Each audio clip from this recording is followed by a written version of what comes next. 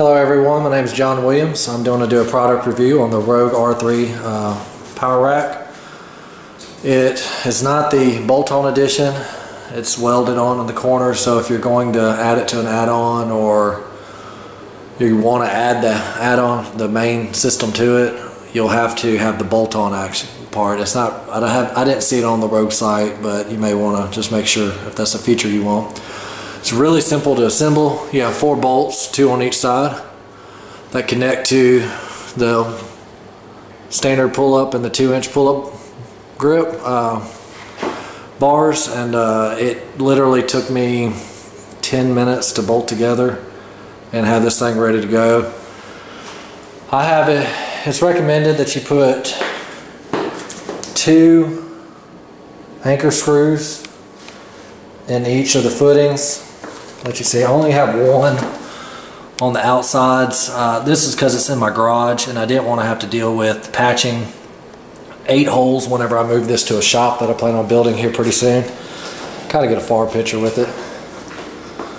What you get when you get with this, you get the assembly, you get your bolts, and then you get these band pegs, which I have my ring on. You get 4 of these for if you're going to do band resistance lifts. I don't do any of them, so I use it for more or less storage right now. Comes with your safety bars, which I love. I feel comfortable lifting at the house by myself. I'll show you the bench on where it hits whenever if I was to drop the weight on my chest. I would feel it, but it wouldn't crack anything. It would just put pressure on my chest, and it would hurt, but wouldn't be anything major. Very simple to do. Basically, this pin here slides out. You lift it up, push the pin back through the holes, and there you go. The only thing about this rack system I wish it had was numbering. And it has for squatting, it has like the 2-inch gaps. Here it has the 1-inch gaps, which is great for bench pressing. That's the whole reason I chose this rack, so I could get closer bench pressing. I have a buddy who has a rack, and he has to put stuff underneath it in order to get it at the right height for safety concerns for his bar when he's bench pressing. So anyways, I went with the 1-inch. The only thing I didn't think about, because I'm just getting into weightlifting. I did sports in high school, but I've never owned my own equipment. But I didn't know to look for the numbering. I probably would have bought a little bit more expensive system just to have the numbers to make it easier. But it's a nuisance, but it's easily manageable. And smart as I am, I took a black marker and Sharpie and wrote where my markings are for bench and squat and declines. But the problem is you can see I put chalk onto my hands and I grab the bar getting ready to lay back, and so I cover all the markings, so sometimes I'm just guessing where it should be. I've been trying to come up with a solution. I thought about buying magnets and punching a thin magnet and punching a hole, or putting some kind of a tape to identify where my markings are. I'll probably be doing that here in the next few weeks. I don't know if I want to use tape unless I don't really want that sticky residue on my system. I purchased extra the long, I forgot the name of them, but basically it bolts on long plate storage so I can store my plates there. I share this rack. It's a very narrow rack. Normally I think you have a 4-foot. This is about a 2-foot inside. There's plenty of room to squat. I'm 260 pounds. I don't have any problems. So I share my garage with my wife. I mean, it's just about 17 foot, 4, 8, 12, 16 foot, 17 foot garage wide, and we park a vehicle in here. So I basically store all my workout stuff along that wall and everything. I have the rower, everything fits fine, and the car can fit in. We can get our child out of the car seat, no problem. And it works perfectly for us. So I'm going to demonstrate right now the safety catch. So if you're lifting from home, you're wondering how it works or will it be good enough. I lift just fine and I'm happy with it, so make sure you can see. So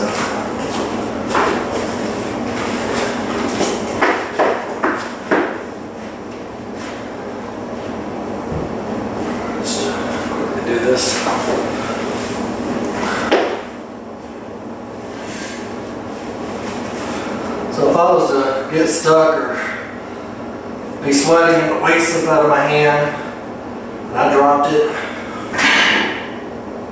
I would have to exhale and it hurts. I can feel it, but it's not like my chest only compresses very little. So I wouldn't have to run to the hospital. I guess at the absolute worst, if I was ever get to a point where I'm lifting some kind of crazy weight and I dropped it from the very top with no control, it might bruise real bad or crack. But outside of that, it would just be a discomfort, a little bit of pain. No problem. Let me show you the stability with the four anchor weights in. Sit down so you can see me.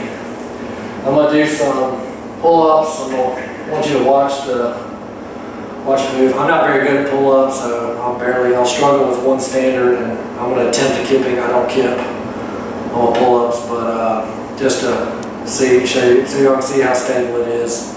I did it with just 4 anchor weights without any of the plates on there, and it was still just as sturdy. And I imagine if I had 8 all the way in, you would probably get rid of all this. And another thing I did that I don't think is quite recommended is I mounted it on top of these rubber skull mats, and I have it anchored through there. So if I probably would have anchored it straight to the concrete, cut a hole out like Rogue recommends, it would probably be even more sturdy. But man, this thing is solid.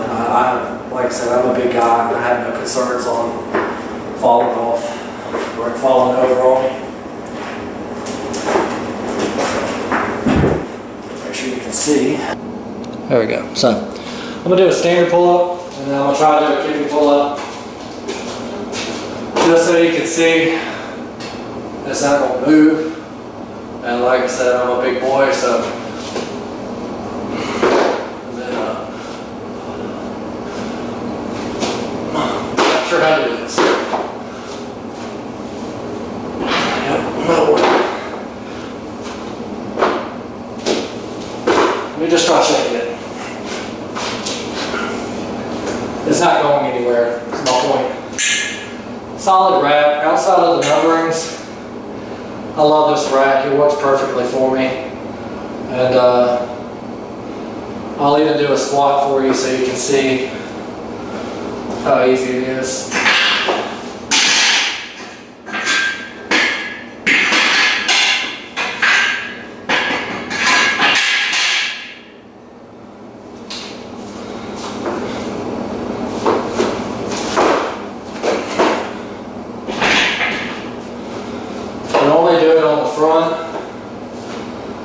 But in this case, I'm going to just be a little bit more awkward.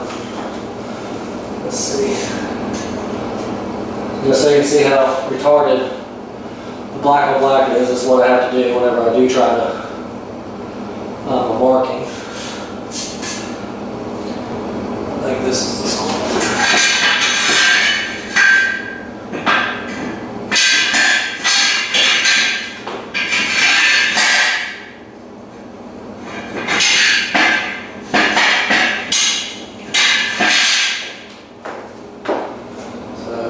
Since I can't see my marker, I'm going to have to come up 1, 2, 3 holes.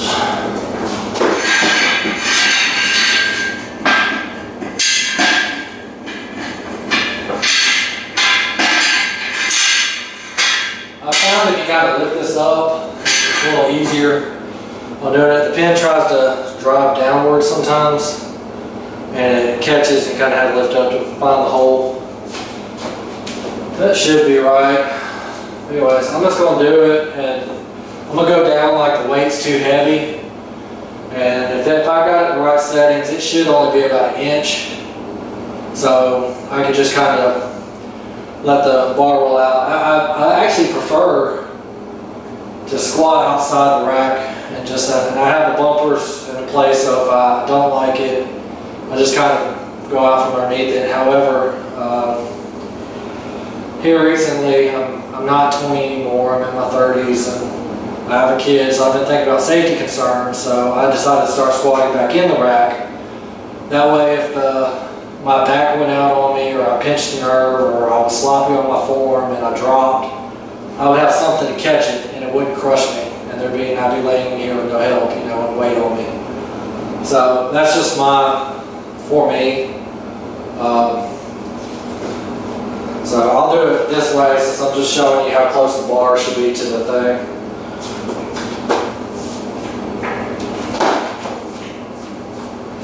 So plenty of room to squat.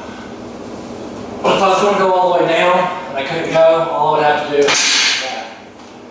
And as simple as that, it would roll off my back, no problem. So again, I love the rack. I'd highly recommend it. Thank you for watching.